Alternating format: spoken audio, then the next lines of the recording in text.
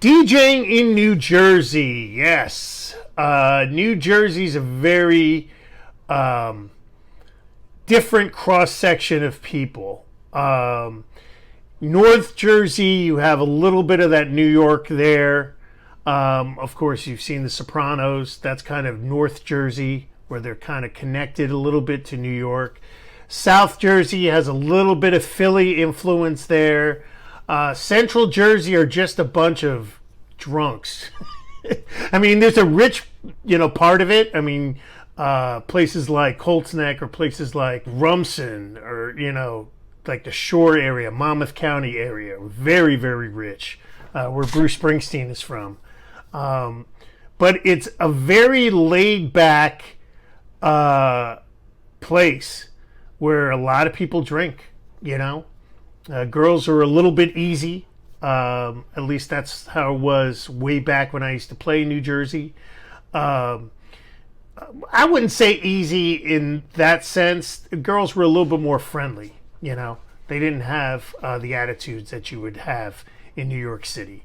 Whether you wind up dating or hooking up with them, that's, it's just like any other place. But they were very friendly. And it was a lot more fun, like a more fun college environment New Jersey was. Some of the places that I played in New Jersey were just like that. I mean, there were some really almost like regular bars that had a DJ that you would just play top 40 to. Then there were some cool, bars right by the water where you can play a little bit of disco and play a little bit of house. Depending on your situation. For me, just coming from the radio side, I kind of knew what the hits were. So a lot of the places that I would play, I would really build it up because there's, they're few and far between. On the level that I was playing, there was probably about 2 or 3 other guys that can do what I was doing.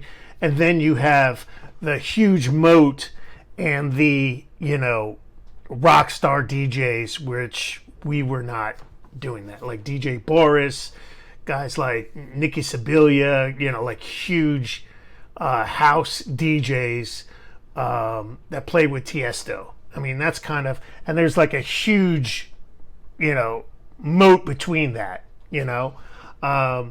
places like Joey Harrison Surf Club, that's where those big time DJs would play. Every once in a while Jenkinson's, every once in a while now Bar A, which has become a huge place, and of course they play in Atlantic City.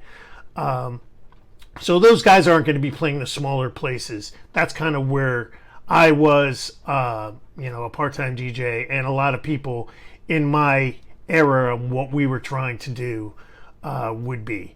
So it's a good starter place to start.